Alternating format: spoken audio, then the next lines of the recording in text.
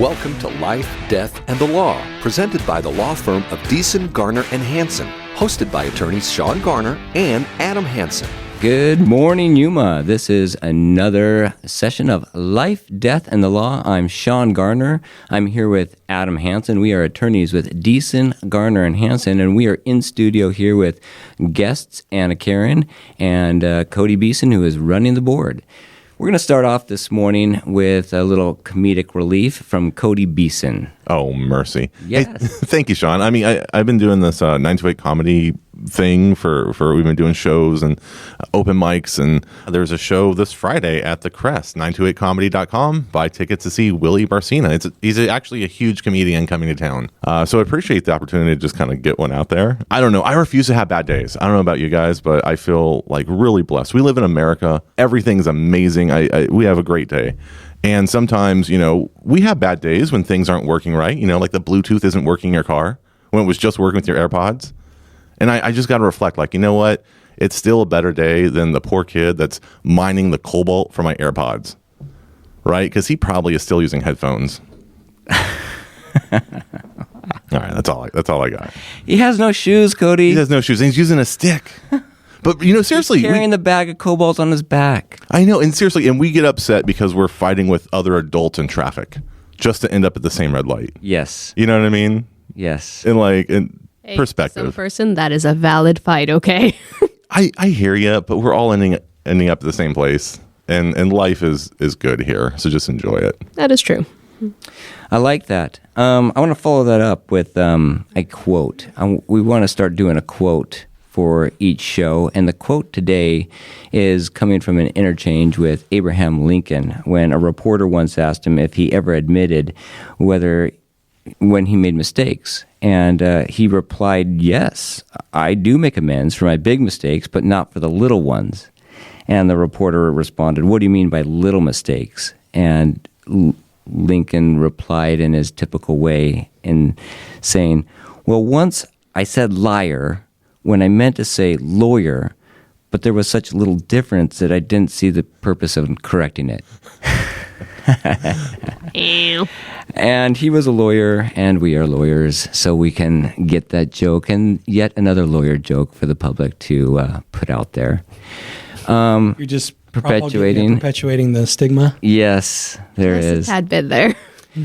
So we want to talk a little bit about what's going on in our community, and we like to talk about local issues as much as national and world politics because in the end, that's where it comes down to. Often we talk about, presidential elections, but we don't talk about who's being elected for city council, and that's the people that are actually making the big decisions in our community here. And more recently, an issue has come up where my kids are involved in sports, and the conundrum is presented. What is the real purpose of sports? Is it to get kids involved in teams and activity, to get them exercise, to teach them discipline and sacrifice, or is it to win a trophy?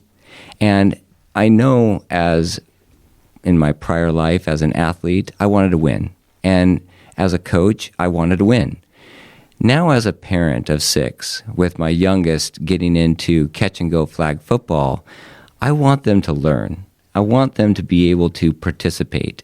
And so presently, we're just ending the catch-and-go season. I love catch-and-go flag football because it's a great entry-level sport for both boys and girls to play, and they get that physical activity, but they're not getting, their face bashed in. They got the flags to pull instead of tackle. And so it's a great entry-level sport. Now, my child is 6 years old, and so he's on a 6 and under team. And during the season, he wasn't getting a lot of playing time. He was getting no offensive time, so he never got to carry the ball. He never got to throw the ball. He never got to catch the ball. They put him as a defensive player who would just pull flags, and he'd pull flags with the best of them. And I thought, that's fine. The coach gets to make decisions. Generally, it's the coach's kids that get the playing time, and I get that. You always have a bias against with your own kids. and those who you've played with in the past, kids of your friends that are also on the team. So I didn't make much of a big deal about it at first. And then as he started to get less and less playing time, even though in practice he's pulling just as many flags and showing that he could perform just as well as any other defensive player, what was happening is they were putting in the best players on both offense and defense. And of course, best is a biased term, but they were doing what they thought was best for the win and best for the individual that would perpetuate them to the higher score. And sometimes we're beating these teams out. Other teams, we were a very good team. We only lost one game in the regular season. And we were beating some teams by the mercy rule, when you get 40 points or more. And still, my kid and a couple other kids were sitting on the bench.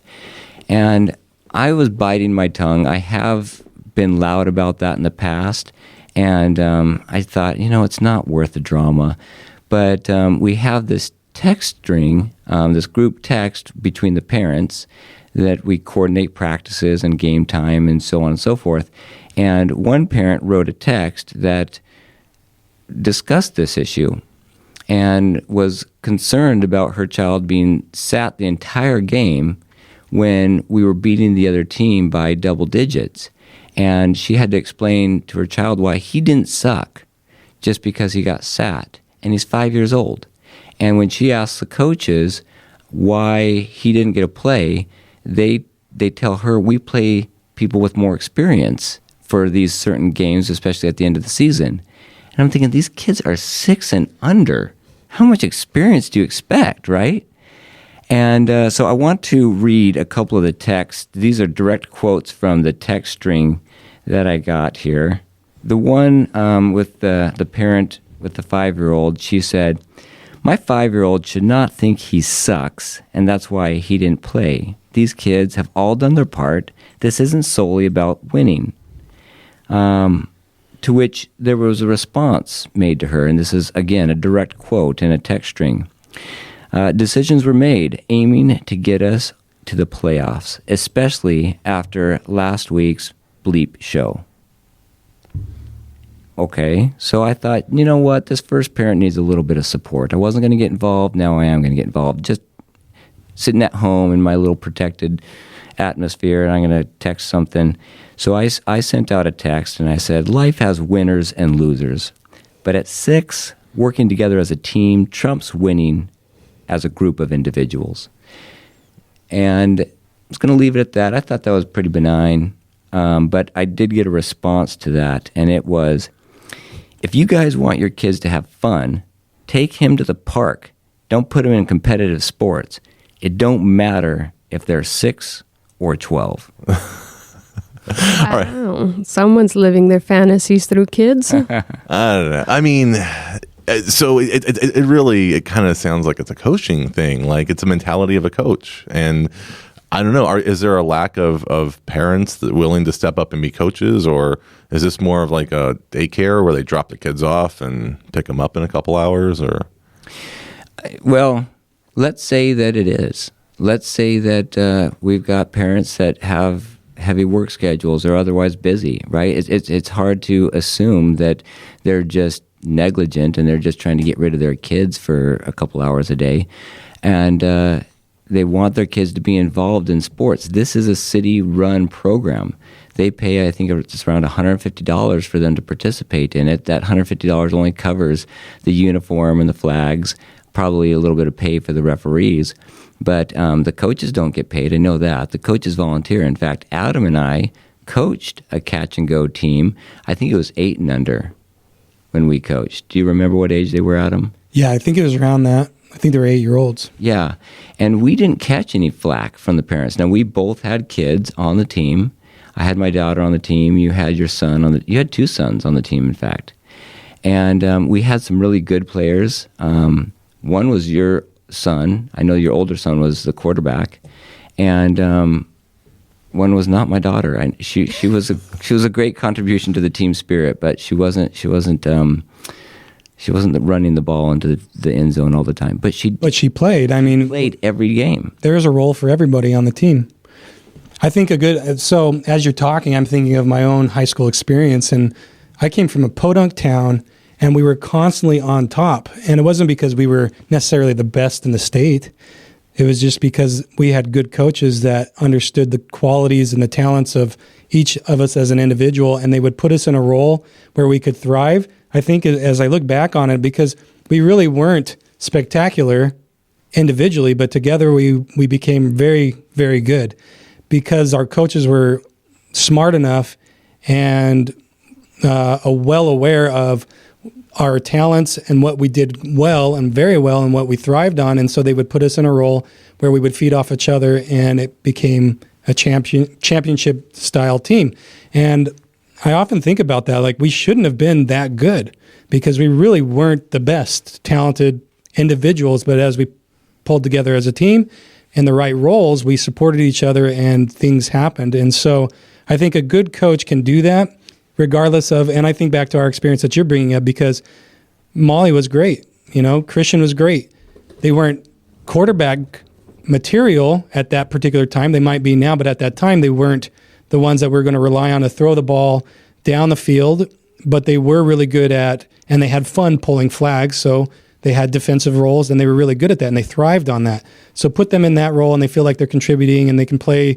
They don't ride the bench the whole game, and they're gonna make plays because they feel like they're contributing, and it just compounds on itself. It's like an exponential gain when it comes to success. As they pull more flags or they excel in that role, then they do better and better and better. So a good coach, I think, can see the good in every player that they have. Yeah. You don't get to choose your players most of the time unless you're in like a private school and you're going out and recruiting. However, in the community sense, like you're talking about the flag football program run by the city, you don't get to choose your players. And I think it's the coach's responsibility to see the good or talent in every player and find a role for them where they can succeed. And that's what practice is for. And it sounds like the text message that you got to me, my first thought was, well, you don't win games on game day. You win games in practice. That's when you win games. You told me when we were on our trip this last week about how you, Shawn, were part of a championship team through high school, very, very successful wrestling team. And you mentioned that there were a lot of kids on that team, and your coach would use you guys, those really strong wrestlers, to pull the rest of them along, but not in matches necessarily, but it was in practice. You guys were expected to be there and never be late. The coach was driving an hour and a half from his house every day to get to practice, and he was always there on time, and he expected more from you because you guys were closer. And so there were little things that the coach expected of you, and that pulled you along. And then he used you as an example to pull those that in practice really were kind of slacking. That would have been me in high school. I was always a slacker. They called me Game Time Hansen because I would just kind of lackadaisically go through practice and then full bore in the games. And my coaches used to get so frustrated with that. And it wouldn't have flied in your team. I would have been way down low because. But you were successful in your own right. I won state championships. Yeah, it worked for me, but my coaches were frustrated with me because that was my mentality, the kind of Hakuna Matata, lackadaisical. In my mind, I was like, why am I going to kill myself, coach, in practice when I can do that in the game? You already know my talent, and I was riding on the raw talent that I had. And sometimes that just, in real life, you get to a point where you can't do that anymore. And I wish I would. I've since learned that life lesson that you put in the work beforehand so that you can succeed when it really comes down to it. And I guess that's the point that I'm getting at. What is the real purpose of sports? Because there's such a small minority of people that go on to make a living in sports and are paid because of their talent. And I love sports for the reason that there doesn't seem to be discrimination in sports. In sports, there's not black or white, right? There's not Latin or Oriental or whatever you want to call it. It's just the best performing athlete gets the game time.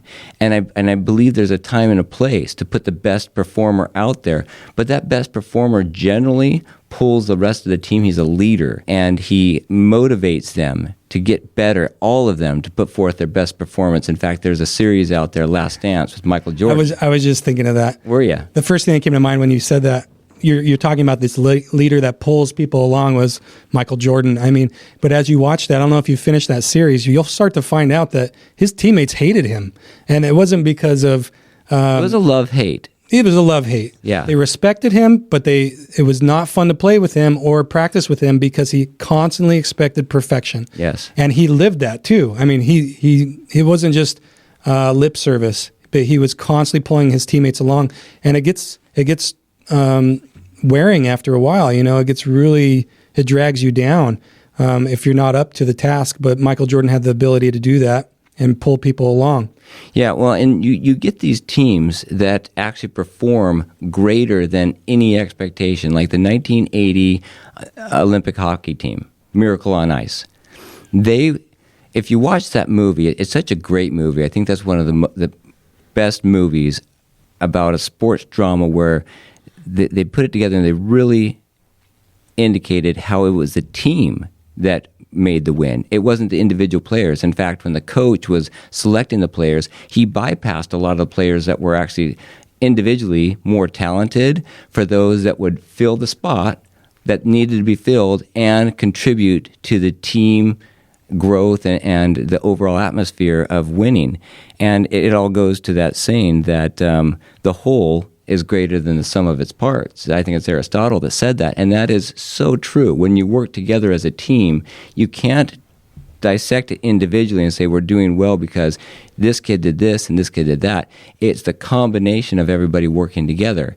And what sports does, and why I think sports are so important, and it's really important to keep them in high school, in junior high, and college, is because it contributes as much to a child's development as the sitting in class for math, science, geography, and the rest of it. It teaches the child responsibility. It teaches a child that other people rely on you to pull your weight. And that's what we need in society, for people to show up when it's time to show up. If you don't show up to math class and you get an F, it's not going to affect the rest of your class. But if you don't show up to work and other people are relying on you to get a project done, that's a big problem. And we all live in a society that's integrated with a group of workers. We could not achieve what we've done and what we continue to achieve individually. And sports teaches that. But there's a level that you need everybody to be given participation time, regardless of their skill level. I agree that at varsity sports in high school, then definitely the coach gets to decide which players to give more playing time. I would like to see more coaches that work on developing a deep bench, and by doing that, you got to give more players time on the court or the field or whatever it may be. But those are exceptional coaches that do that. At 6 years old, the kids get to play. Let them play. If it's on defense, I'm okay with that. Maybe every kid doesn't get the quarterback role, and that's all right. Maybe every kid isn't a running back or a receiver. But every kid should get a time to go in, especially if there's only 10 kids on a team and 6 kids are out there on the field at a time. Then they need to have the opportunity to switch out and play every rotation. I don't agree with benching a kid for multiple rotations, and especially an entire game, because that just reinforces, I think, some natural stigma that we all have that we're not good enough, and it's very, very detrimental. And it's not only detrimental to the individual, it's detrimental for the team, because the other players that are getting the playing time, it reinforces that discriminatory attitude that, you know what, I'm better than you, you don't make the cut, therefore you don't deserve any of my time, attention, or participation as a team. And I think that's wrong, especially at 6 years old.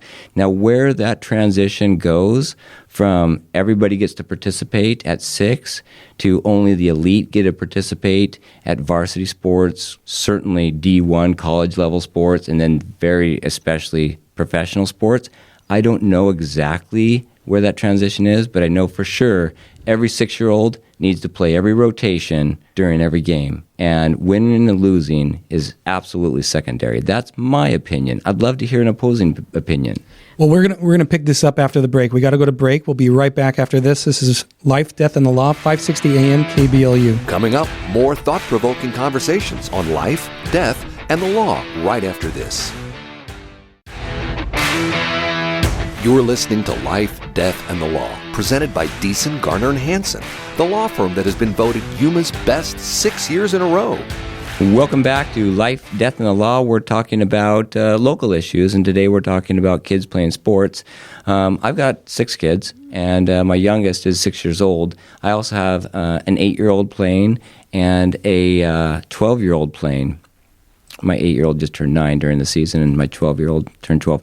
Anyway, the point is there are different levels of competition where it makes sense to have the players that have put in a lot of time off the field to get more playing time on the field. My question is, when is that? And at 6-year-old, I think we can stay in a safe zone at 6. That's not the case. If you're still using a tee for t-ball or flags for flag football, it's probably too early. If you don't have money riding on the game, probably too early. Yeah. So, flag football, they play these kids all the way up until they are, I think, 13. I think that's how old they get for flag football, 13, 14. And they get pretty competitive. And you got these kids that are playing year-round sports and competing. But it's a city-sponsored flag football. It's not going we're not having any state-level competition or even regional-level competition. It's just Yuma teams playing each other. All right, so let me ask you, would you feel the same way as flag football versus like Pop Warner? Because Pop Warner, you're obviously in pads and gear. Yeah. No, I wouldn't. Okay. Because Pop Warner, you're going to be traveling. This is a team that it's a competitive team specifically set up to go compete against other towns, eventually in state, and then go on to the national level. And so these kids and the parents that are getting these kids involved, they understand that they're going to the next level. Whereas flag football, in fact, it says it right there in the city brochure, this is a great entry-level sport for all kids to get involved and learn how to participate as a team. And I think at that, we need to learn to participate as a team. I'm not at all for equal outcomes. I know that there's a lot of talk about reparations because some people have been treated or their ancestors were treated unequally in the past. And I totally disagree with that. I also disagree with the government managing the transfer of wealth from those that are very successful to those who are not. I think that the government needs to set up a set of laws, Constitution, that allows for equality in opportunity. Everybody should have an equal opportunity to pursue happiness, to pursue their dreams, to pursue ownership of property, and to work hard and to own the fruits of their labor. But I don't believe that those who don't work deserve to eat the bread of the laborer. And I think that there is some version of sports that's not true yet, that we need to treat our kids all equally.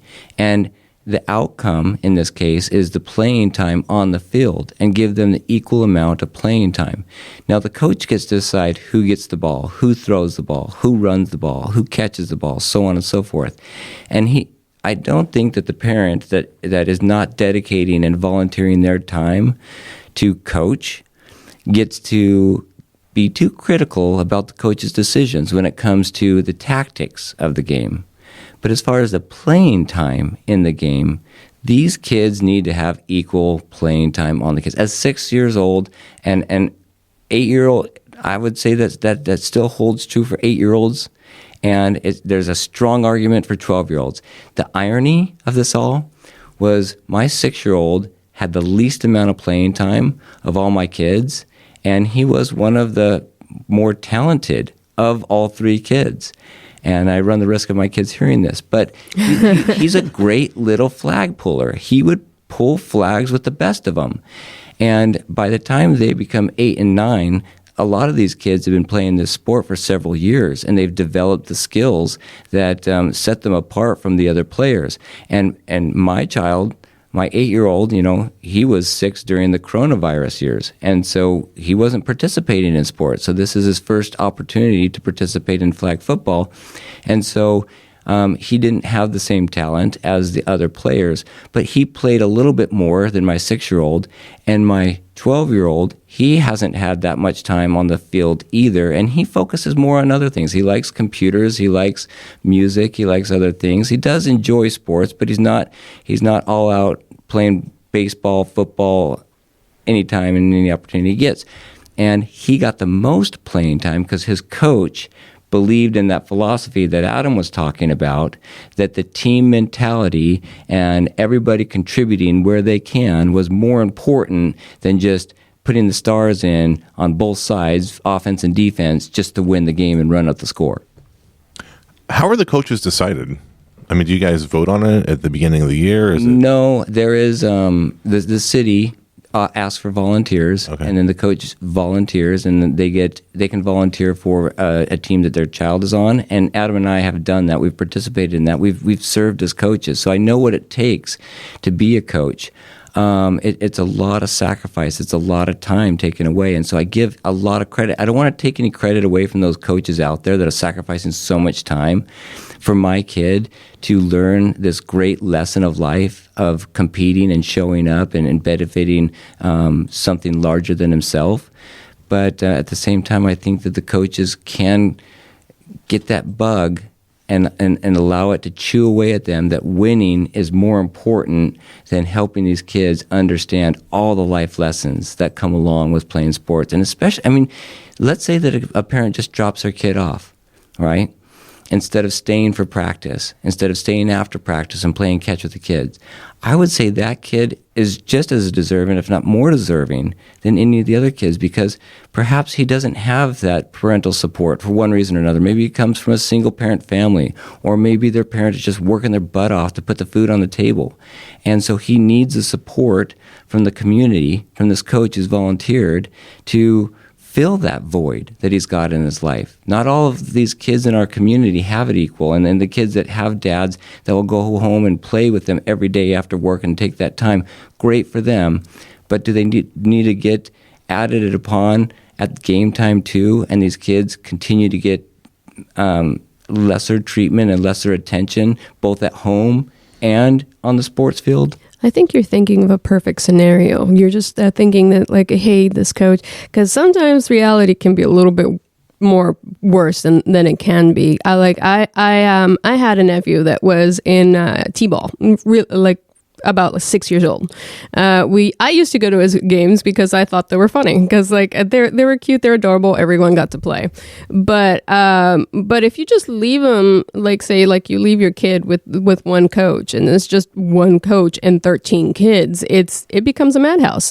So in that sense, it's yeah, I want my kid to play and I want to be there. It's I understand where you're coming from there, but you and the other part, you have to kind of look at what the coach is working with. Okay. It's So you're one of those that would agree with this quote: if you guys want your kids to have fun, take them to the park. Don't put him in competitive sports. Don't matter if they're 6 or 12. I would not agree with that, no, because competitive sports to me starts when you're at 12 or 13, when you have the concept of what competitive is. To me, when you're playing t-ball or you're playing flag football, when you're 6, you don't know what's going on. Do they still have training wheels on their bikes? Yeah. At that age? No, my kids don't. Some Okay. kids do. But I do think that it's more about the parents, honestly, at that age, projecting what they want onto the kids. Yes. They're living vicariously through their kids. They want to win. They no longer have the knees or the youth to play sports themselves. Yeah, and they want the kid to win. And so they want to live through their kid. And so what they do is they ingrain in their kid that this is important. This is important for you, when in reality it's important to them. It's important to them. They forget how to be a kid. The problem is not the kids. The problem is the parents. The problem could be the coach, but I believe that the coach gets a lot of outside pressure from the parents. And then what happens is at 6, they get their little team assembled, and then they go on to 8 and 12, and that team continues on. And the same players that got a lot of playing time continue to get better, and success generates more success, and those who don't play on the team continue to get buried further and further in anonymity. And so I think that we really need to address it at the root, and that's at that young level at 6 years old. So I absolutely support this parent that says she should not have to explain to her 5-year-old that it doesn't suck because the coach didn't have the perspective in life to allow him to participate in a game that is for 5 and 6 year olds in flag football. I think that's wrong. I think the coach needs to gain some perspective, appreciate his volunteering, and I'll do it again in the future, I'm sure, and I've done it in the past. But I'm not dismissing or discounting at all his willingness to volunteer his time. Yet he is not taking the greatest opportunity that's available to give these kids the enriched experience. And I think he wouldn't take anything away from the kids that do get more playing time and therefore win and run up the score. I think he would actually enrich their lives more by showing that by being good leaders and pulling up the rest of the pack with them, they could actually be even more successful in life by being leaders and actually constructive, compatible, and compassionate people in contributing to society rather than just looking out for number one. My oldest son, he's going to high school right now, and their program is not the best. And so he has played flag football in the past. He's been relatively good at it, you know. And so when the time came that I loved football when I was in high school, and I did really well at it, I would say it was probably my favorite sport out of everything I did. And I want that for him as well. But because their program is really lackluster, I didn't want him to run the risk of getting hurt in football that could be life-altering when really I knew their program was not a winning program. So I convinced him not to go out for football, rather to do swim to get his lungs ready for baseball season and things like that. He's not like a lot of your kids as well, Shawn. They don't love swim, but they do it for the purpose of, you know, swim's doing a tough something. sport. It's very tough. It's individualized. You're part of a team, but you're also individual as well. So the spotlight is on you, a lot like wrestling. And but it is great for your cardiovascular system, and it really builds your lungs for other sports. And so I encouraged him to do that, mostly because I didn't think he'd have a good experience, knowing what I knew about the football program at the high school he attends. And really, I bring this up because it's a double-edged sword. You're saying, I want every kid to play, equal playing time for all, but at the same time, we want them to have fun, and it's no fun if you're not winning, and it's a losing program. And so I think when you get to that level, and as you were speaking about 6-year-olds, I think it's a different concept, because 6-year-olds, in my mind, they really don't understand whether they won or lost the game most of the time. There's not actually even a score displayed on the field. You're kidding. The refs do keep score, and then eventually there is a playoffs at the end, but the kids don't see the score. So if the perception of winning or losing is instilled in their mind, is because the parents are also keeping score and telling the kids who's winning. Now, people know when they make a touchdown, but they don't understand running up the score and beating a team by the mercy rule. Not at that level. I mean, not at that age. The kids don't. The coaches do. So I would agree with you in the sense that I think at that particular age group, and even around that age group, getting into the 7 or 8 year old, and even 9 sometimes, I think winning and losing isn't as important as getting experience on the field, on the playing field. It's a different experience when you're practicing every day than when it's actually game time. And how you perform in game time, that's what I think sports is such a great a theater for this, is it's one thing to be the best off the field when you're in practice and you're doing your very, very best in practice and you're very skilled. It's another thing to do it when it matters at that particular second moment in time when it actually has to matter. Are you going to break? Are you going to rise to the occasion despite the spotlight being on you? And so going back to Michael Jordan, he's a great example of this. If you've watched The Last Dance, that series of the Bulls as they grew with Michael Jordan and Pippen and that whole era in the 90s, well, in the late 80s, early and through the 90s, you'll see that he rose to the occasion almost every time. And it's the difference between I'm okay in games. I have one child that I hate to say this, over the air, but they are very good in practice and very skilled. But when it comes to game time, they have a hard time performing. I don't know what it is. If it's the nerves, if it's the pressure. And that's the beauty of sports. It's not so much being great off the field as being great off the field and coming through in the moment that it's your time to come through and actually coming through. It's a sight to behold. And you talked about the miracle on ice and beating the Soviets in the 80s. And that was the thing, was that was their moment in time and they took it. And that's the glorious thing about sports, is to be participants in an audience of that. It's almost spiritual in nature, because It's like, oh my gosh, you worked so hard and you were actually able to perform at the exact second that you needed to, and it's a miracle. It's beautiful. Yeah, but many times, the larger lessons in life from most people that participate in sports is the ability to work together as a team, and you're not going to go on to participate in D1 college competitions or in professional sports.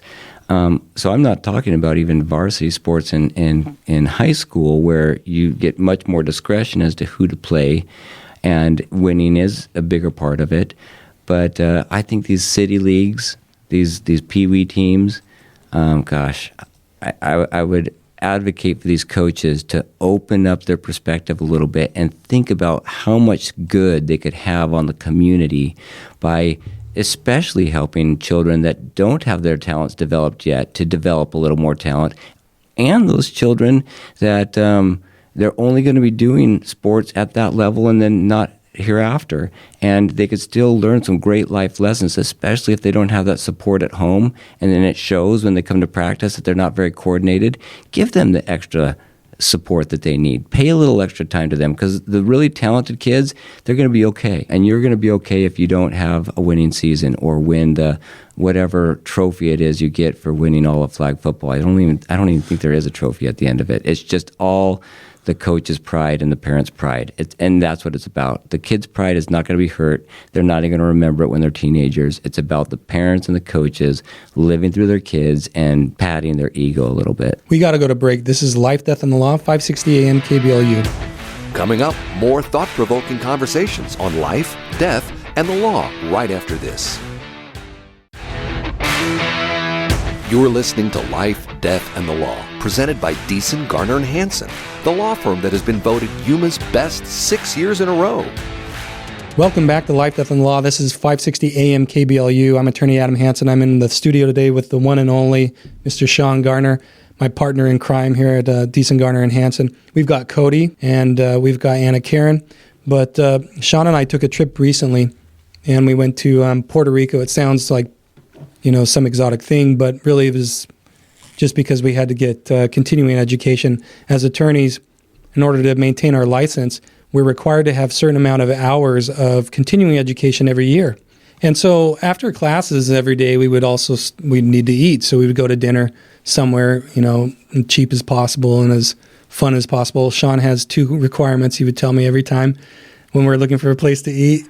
I don't want to wait, and I don't like loud environments. So we would look for different places that would meet those requirements. It's kind of hard in Puerto Rico, where their culture is very loud. I was going to say, that is a very loud culture. You Latin must have culture. starved for a while. No, we found places, and it was really fun. Everywhere we ate was really, really good. Well, why do I bring this up? One of the places we were sitting, I'm tying this all in, I promise, but one of the places we were sitting down to eat and they had a TV that we could see, and they had some sports going on. They had playoff games for the NBA going on, and then they had something else, some other sports documentary on another TV. And so on one of the commercials there popped up this quote, and I mentioned it to Shawn as we were eating because I thought it was really, really kind of interesting. It said, it was a question. It says, did you know that 80% of female executives played competitive sports growing up? And I thought that was a huge. Yeah, it was an ad for the issue. NCAA, people to participate in women's sports. When I looked into that study, so I Googled it and I found the actual study. It was a 2015 study. What they did was they went out and they asked 400 women executives of Fortune 500 companies whether or not they played sports, and 80% of them responded that they did. And so that's where they got that study. I thought that was really interesting because I have 4 girls of my own, and we try to keep them active in different sports so that they, learn life skills. I think a lot of great skills can be learned through sports, but not if you're riding the bench all the time necessarily. I agree, and I think you, Shawn, I've experienced it where we've got kids that they didn't play as much as maybe we hoped they would play, and then it turns into this life lesson that we have to talk about. And my response has always been, well, as a parent, you're thinking, why isn't my kid playing? I know they have the skill set, and I know that they can do well. So one of the life lessons, I think, is teaching them how to respond to that situation. I have a nephew who's incredibly good at basketball, and he's small for his age and over in California. But this guy is incredible at basketball. And it turned out that when he went into high school, he was like a midget compared to all these other kids on the basketball team. And so he rode the bench a lot because of his perceived size. But when he gets the ball, he makes things happen. And it's really incredible to watch him work. And so finally, and he was having a hard time because he was on top of his game coming into high school. Everybody knew how good he was, but now he's in a different environment, and now he has to work his way into the system and prove that I am really good despite my size compared to everybody else. And it took a while for that to happen, and he had a real hard time with that. And our kids have a hard time with that. And as a parent, it's like, how do you react? Do you come down on the coach and say, put my kids in? I don't care if they're not the best. They need to play, and you be demanding. Do you work on their behalf? My response was more like, well, if you want to play, then you need to go to your coach and take it up with your coach. And ask them a question. What do I need to do to play? What am I not doing that you need to see so that I can get in? And I want them to take responsibility so that they can get better as a player, number one, but number two, so they develop life skills of, if there's a problem, then talk it out with that individual and figure out, well, you're not seeing something that I feel like I'm doing everything I can, and obviously I'm not seeing something, so what is it more that I need to do to show you that I can perform or play on this team, or what do I need to do? Basically. And that in and of itself is a wonderful life skill, because if they can, number one, take accountability for them working harder and doing something that they're not seeing needs to be worked on to actually participate, that's one thing. And for them to fight for their opportunity to get what they need and they deserve out of life. A lot of times you need that, whether you're working for an employer and you say, I deserve this promotion, I deserve this raise, I deserve to be recognized, or I want to be deserving of this. What can I do to be better? We all want employees like that. We all want to be people that contribute like that. But where do you first learn it? You learn it in sports. You don't learn that necessarily in the classroom. You learn in the classroom your basic skills of, math and reading and science, but you don't learn the ability to articulate for yourself and to discuss what it is that you need to do to become better, and then implement that and see it being produced. And that actually helps so much. In fact, as I got into the legal field, I felt very lost initially coming right out of law school. Law school, they teach you a lot of precepts, but they didn't teach you how to actually file a lawsuit, how to actually stand up in court and be there without notes and be able to answer questions on the fly. Now, if you participated in like mock trial or moot court or those other optional things that you can in law school, then you get a little bit of those skills. But what that is that is in sports ingrained in you. Coach, what do I got to do to get better? And then he says something, you say, okay, I can do this, and you go out, and when the pressure's on, the spotlight's on, you can see whether or not you perform. You practice that ability to perform under pressure, and that actually will convert into progress and success in life, in the work arena. And that's why I think that so many of those women executives were prior athletes, because they learned that skill to actually drive and seek to do what was needed. It wasn't that they were just forceful, adamant people. They actually had the skills or knew where to look to acquire the skills to be deserving of those positions of the executive.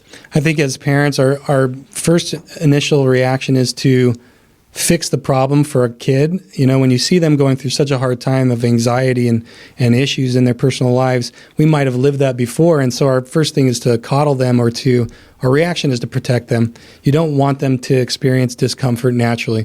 But in reality, I always try and take a pause, and I try, like I'm talking like I'm a perfect parent. I am a horrible parent. I want that to be clear. But I do try to not solve their problems initially, even though I really want to and feel like I know the answer, because I want them to work through their own problems and gain those skills of going through hard things and being able to trial and error now, as opposed to when it really matters, when they're an adult and they're subject to criminal statutes and civil penalties and things like that. Knowing what we know as attorneys, you know, we want to get the bad stuff out now, or learn those skills now, so that when they're actual adults in our community, they're doing good and they're good citizens. And that's why my plea is to the coaches out there to allow these kids that opportunity. Give them the feedback they need. Give them the opportunity on the field. You may not win, but you'll get something much more valuable, and you'll give something much more valuable. That's all the time that we have for today. This is Life, Death, and the Law. If you have questions or want to know more about something that was discussed today, please call the law firm of Beeson, Garner, and Hansen at 928-783-4575 or visit yumaestateplanning.com.